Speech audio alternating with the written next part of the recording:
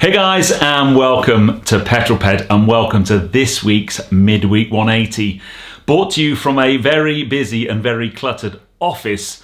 But I thought I would because I wanted to show you that's my latest acquisition.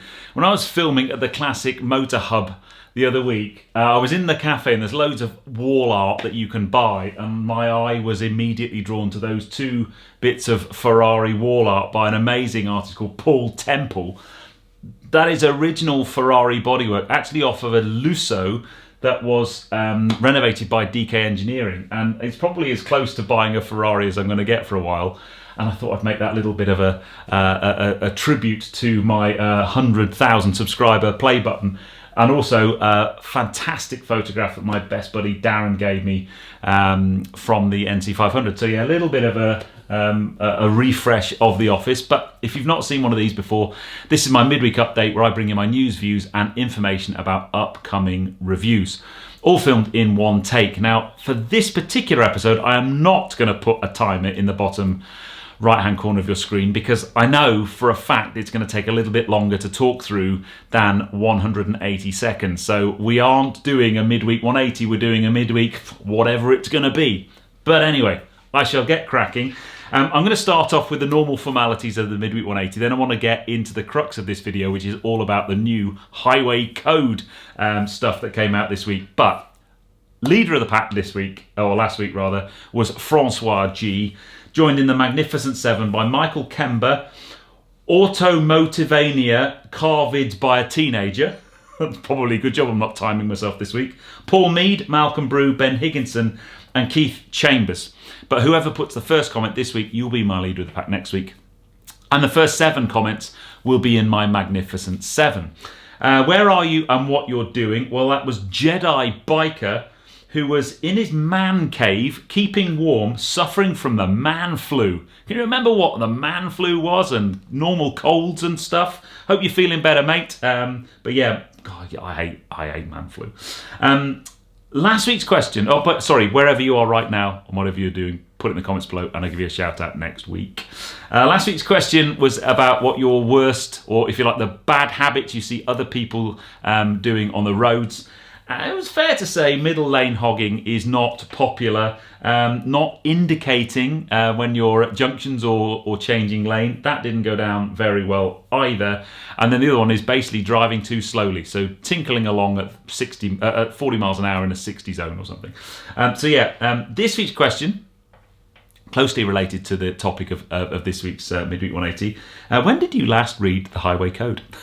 I'd love to know, because I thought I would talk, and a few people have reached out and said, when are you going to do stuff on the new changes to the Highway Code? Now, I know this is very UK-centric, but I thought I'd talk through a little bit of what's happening with the Highway Code, because a major overhaul happened this week, and a lot of people aren't aware of the changes that have taken place. 9 sections of the code have been updated with 50 new rules added. You'll be pleased to know I'm not going to go through all of them today, but I thought I would talk about some of the key ones that I think impact us both as drivers, and also, obviously, you know, I'm a big cyclist. There's quite a few of them to do with bikes. So I guess the first thing to say is the hierarchy of road users has changed a little bit. So the hierarchy of road users now goes from, if you like, the ones most vulnerable would be pedestrians, then it's cyclists, horse riders, motorcyclists, then it's cars and taxis, then vans and minibuses, and then finally large goods and passenger vehicles. So that's the new hierarchy of road users. Kind of makes sense to me. I don't really have a major issue with that. So if you like, the greatest risk of collision or incidents or accidents would be at the top of that, which would be pedestrians. So, okay, I'm happy with that. By the way, as I'm going through this, I'd love to know what your thoughts are. Put it in the comments below of these ones. So, next up, and I think this one is the one I've seen most debate about online. It's about crossing junctions. So it basically states that motorists and cyclists should give way to pedestrians that are crossing or waiting to cross at a junction.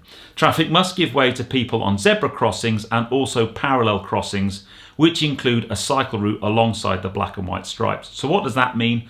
that basically means if you come up to a junction and you see a pedestrian about to cross, then you should stop and give way to that pedestrian crossing. And some of the comments I've seen online are basically worried that people will stop and then be rear-ended by the car behind. I do understand, for me, this kind of makes sense, this particular amendment. One of the things I would say is if you're coming up to a crossing and you see a pedestrian about to cross, the first thing you should do, remember mirrors signal maneuver. You should always be looking in your mirrors and be aware of what's behind. You should be pretty much aware of all of the various things happening. Now, one of the things I haven't mentioned, but the video will land next week, is I'm currently doing my Institute of Advanced Motorist Masters qualification. I'm 3 sessions in. Stay tuned for the video coming, but a big chunk of that Masters training is all about observation. So you should be as observant as you can. You should be aware of what's happening behind you. And I think if you do that, this shouldn't cause too much of a problem.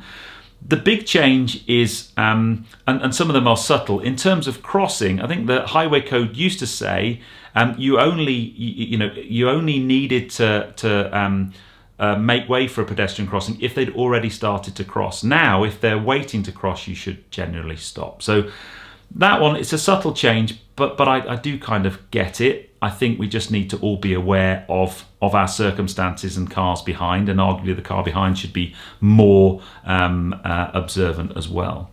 Next one, I find this interesting as a cyclist: walking, cycling or riding in shared spaces. So this is basically saying that cyclists should not overtake pedestrians or horse riders closely or at high speed in shared spaces. So I'm guessing that's predominantly things like cycle paths. But I would hope most people would do that anyway. I remember I used to live in Stevenage many years ago, and we had quite a lot of problems with cyclists going on there's a whole network of cycle paths in Stevenage. It's brilliant. But cyclists would go too quickly. They should try and alert each other of their presence, having a bell or shouting cyclists, which is what I do. And people walking should take care not to obstruct pathways. Pedestrians, for me, often if you're walking in pairs, you chat away. They're not really looking around. Sometimes they'll be difficult to come past. But again, it's just a common sense thing, I think. And I don't think that one's too much of a massive issue. The next one, I can see the comments lighting up on this one, but as a cyclist, so the next one is cyclist positioning. Cyclists should make themselves as visible as possible by riding in the centre of their lane on quiet roads or in slower moving traffic, and when approaching junctions. Now, as someone who rides a bike on the road, if you stay towards the gutter, you've got a whole world of hurts potentially. You've got ironwork, you've got more likely to have potholes, more likely to have things like glass and those types of things. So motorbikes have been recommended to ride in the middle of the lane for a long time now. So all we're saying is just come out of the gutter and ride more in the centre of the road in slower moving conditions. You're clearly not going to do that on an A road where it's a 60 mile an hour limit, but in towns and stuff, I don't think that's a bad suggestion at all. And if it makes motorists more aware of the cyclists, I think that's a good one. Guidance suggests that it can be safer to ride 2 abreast or side by side, particularly when accompanying children or people with less experience. I think that's been a recommendation for a while, and I know that sometimes drives car drivers mad. But again, if you're aware of your surroundings as a cyclist and you've got a queue of traffic behind, you just pull over, let them past and make way. There's plenty of room for everybody.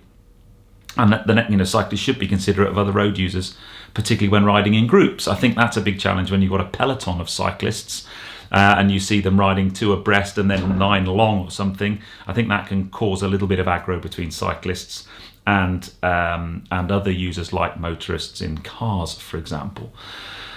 And the updated code explains that they should exercise caution when passing parked vehicles, leaving around 1 metre to avoid being hit by a car if a car door opens.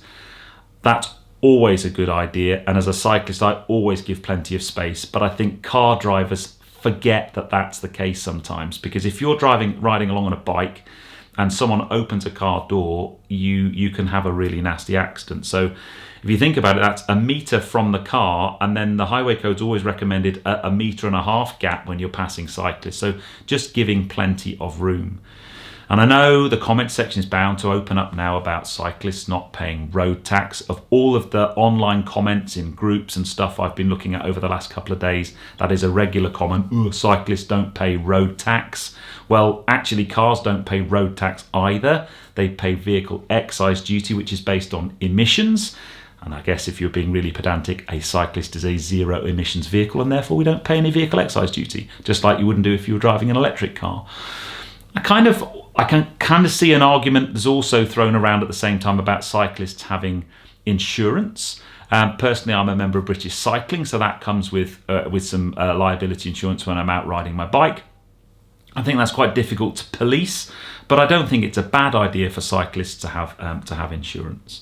So that's the positioning. Now, the giving plenty of space to cars, one of the next things, and again, I know this has been something that people have wanted to have a while. Drivers and passengers should open their doors using the hand on the opposite side. So if I'm in the driver's seat of a right-hand drive car, instead of opening the door with my right hand like that, I should lean over and open it with my left hand, and that opens my body. So as I open the door, I can look over my shoulder to see if there are any cyclists or any vehicles coming.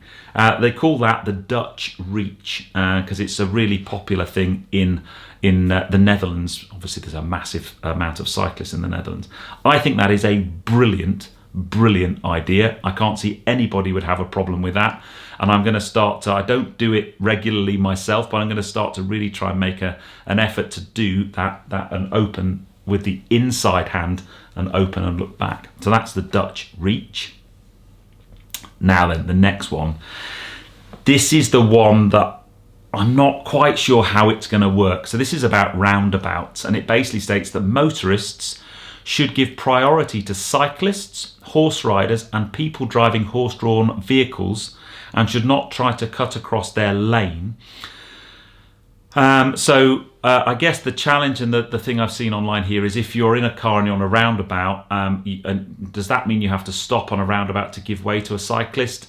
So I'm not, either that's not been written brilliantly or maybe not thought through. I'm not so sure about that one. Please let me know what your thoughts are on that one.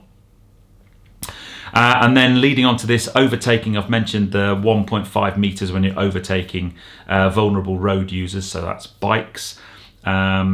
More space should be given. So that's at 30 miles an hour, so that's 1.5 metres space at 30 miles an hour, more when you're driving at higher speeds. The amount of times when I'm out my bike, I get overtaken by cars and they leave barely any room at all. Absolutely terrifying. And then overtaking cyclists at junctions. This is again one that I've seen a bit of conjecture on online. Cyclists going straight ahead at a junction have priority over traffic waiting to turn onto or out of a side road, unless road markings indicate otherwise. So I guess that's just, if you're in a vehicle, you just need to back off and let the cyclists do what they're doing before you commit to turning into a junction, so you don't run the risk of cutting them off and hitting them. And that's pretty much it. There's a few rules around electric vehicles and making sure if you're charging them, you park as close to the charge bay as you can, and you don't have cables running across the pavement and so on. But yeah, it's an interesting one. You know, the AA apparently did a survey of just under 14,000 people. 33% were unaware of the changes announced. And 4% said they had no intention of reading them. I'm surprised it's that high, to be honest. So yeah, I would love to know what you think. I think on the whole they've been done for the right reasons, but I think there's always this kind of, I don't know, an animosity between bike or cyclists and car drivers, and cyclists and pedestrians and so on. And I don't think any of those parties is perfect. But I think on the whole, my take on those new rules is, on the whole, I think they've been done for the right reasons. That they might have been, certainly the roundabout one might have been thought out a little bit better. Anyway, let me know in the comments below what you think of the new changes to the highway code. Moving on swiftly, as we've got a couple of extra things to do in the midweek 180 before we close or draw to a close. Now then, this coming Sunday, if you are free between the hours of 9 o'clock in the morning and 12 o'clock midday, there's a car meet happening at Berry BMW in Croydon. Myself and my good buddy Joe Achilles and a couple of other YouTubers as well, we're all heading to Berry BMW to support our good mate Tony Lewis from TRL Deals. And it's really in memory of our good friend Dave King, who was called aka Bimmer Deals on Instagram. I filmed a couple of films with Dave over the last couple of years with minis, and sadly we lost Dave at the back end of last year, just before Christmas. He was taken tragically early, and we wanted to kind of do a little thing as a car community fond farewell to Dave. So come along to Berry BMW in Croydon. I'll put the address details in the description below. I'll be there with Ruby Roadster. Joe's going to be there. There'll be some cool cars to look at in the car park, I'm sure. There'll be some great cars inside the showroom as well. Come along and say hi. I'll be there from 9 o'clock on Sunday morning, so hopefully see as many of you as possible. And then Vintage Voltage this week on Thursday. Some great responses from Vintage Voltage last week. Thank you to everybody who messaged me. But yeah, tag me in messages on Instagram of you watching Vintage Voltage. This week it is a DeLorean, perhaps the most obvious car to electrify. Whether we put a flux capacitor in, you will have to tune in and see. But it's a stunning conversion. Ended up with a 300 horsepower Tesla drivetrain in there. Really, really cool renovation because the car needed a lot of work. And then my Friday video at 6 is I went to Mulgari last week to drive a JCW Clubman that had some really, really trick work done to the suspension and the setup. It's a real sleeper of a modification, the car. The suspension setup was absolutely superb, and the tune on the engine just made it very, very drivable. It wasn't loud, it wasn't shouty, it wasn't all about the numbers, it was about how the car drove, and it impressed me a great deal. So tune in on Friday for that, and I'm pretty sure as a result of me driving that car, I'm going to be doing more work on my JCW Clubman, because the setup, the geometry and suspension setup on the car was absolutely mega. So tune in on Friday at 6 for that. But that, my dear peddlers, is the end of the Midweek 180. I know it wasn't 180 seconds this week, but I hope you enjoyed it anyway. Please let me know, what do you think of the new highway code changes? I couldn't think of a way of doing a video about the highway code changes without dropping it into a Midweek 180, and hopefully it will work. So, let me know if you think of a longer subject matter that needs a bit of a chat. Is the Midweek 180 the right forum to do that? But for now, I'm going to say goodbye. I hope you enjoyed that one. If you did, please give me a thumbs up. Comments below are always welcome. And if you haven't done so already, please subscribe to Petrol Ped for plenty more content to come. And I'll see you on the next film, which is this Friday at 6 o'clock for the Mulgari JCW Clubman. And hopefully I'll see as many of you as possible this Sunday at Berry BMW in Croydon from 9 o'clock in the morning till 12 o'clock midday. I'll see you then, guys. Anyway, you take care. Drive safe.